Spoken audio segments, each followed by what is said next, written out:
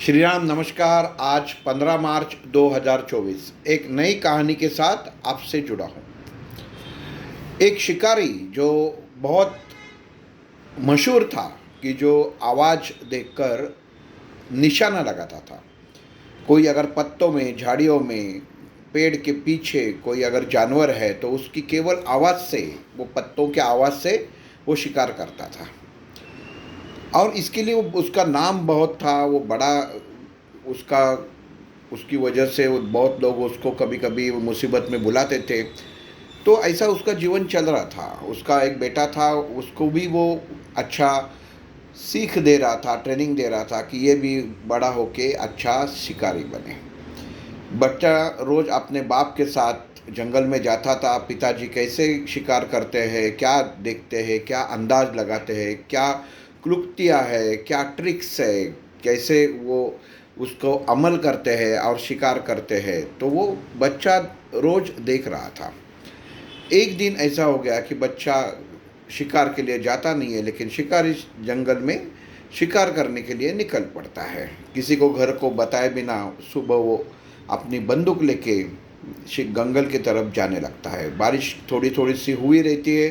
सब मौसम सुहाना मौसम में वो शिकारी भी अपना मन प्रफुल्लित करके शिकार के लिए चल पड़ता है। थोड़ी आगे जाने के बाद जंगल में उसको दिखाई देता है कि एक मैदान में, जहाँ पे बहुत सारी घास है, वहाँ पे एक हिरण का बछड़ा वहाँ पे घास खा रहा है। हालांकि बहुत छोटा सा बछड़ा कि शायद उसने जन्म लेके 1-2 दिन ही हुए रहेंगे, इतना छोटा बछड़ा।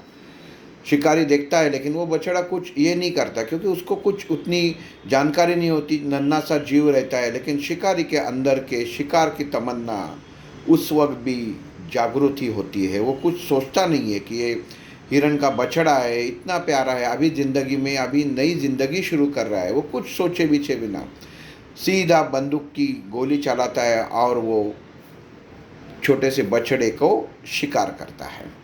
जैसे ही गोली का आवाज़ आता है, बछड़ा ज़मीन पे गिर जाता है।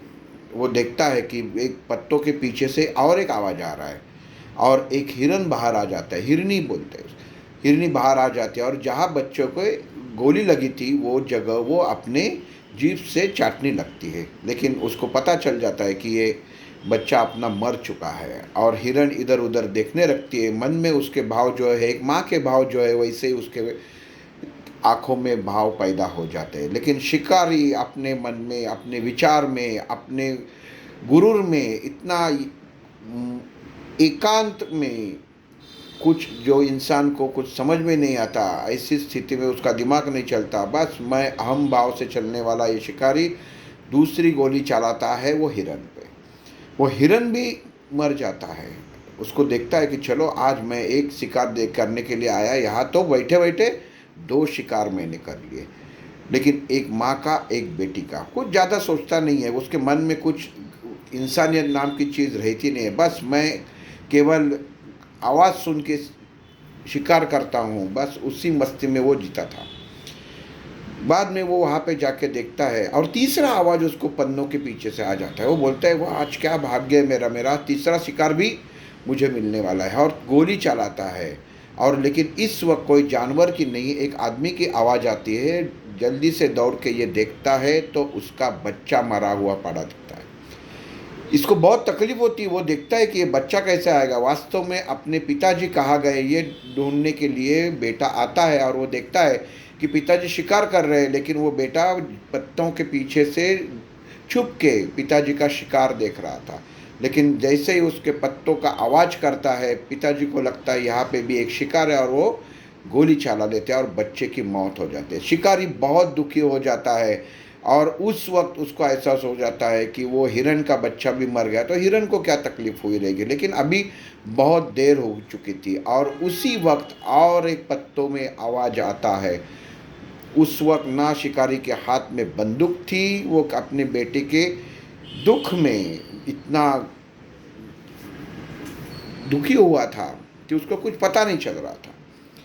और उसी वक्त देखता है कि एक शेर पत्तों के पीछे आता है और शिकारी के ऊपर झड़प मारता है और शिकारी को खा जाता है।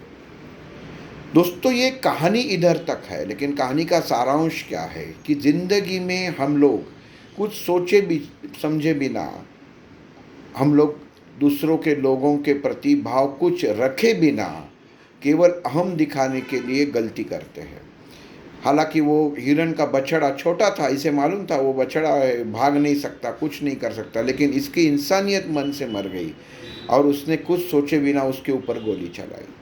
उसकी माँ को देखा कि माँ इतना शिकारी का अब सावधान से रहना पड़ता है, उस अवस्था में वो हिरण जो माँ थी वो अपने बच्चे को देखने के लिए आ गई। ये शिकारी के मन में आया, लेकिन उसमें वो प्यार जगा नहीं, वो जगना जरूरी था, और उसने उल्टा वो हिरण को भी मार दिया।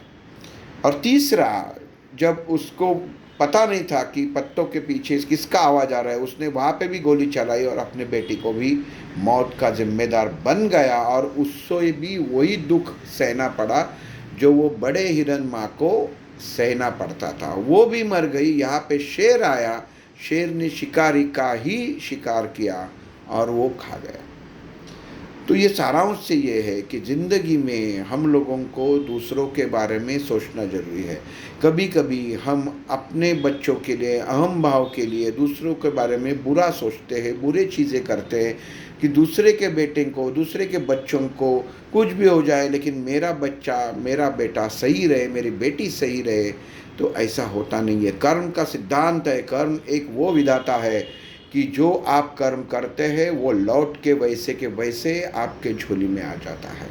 कभी भी ज़िंदगी में किसी के बारे में बुरा मत सोचो, इंसानियत मत छोड़ो। ये शिकारी ने इंसानियत छोड़ दी और भगवान ने उसको उसकी सदा, उसका फैसला उसी वक्त कर दिया।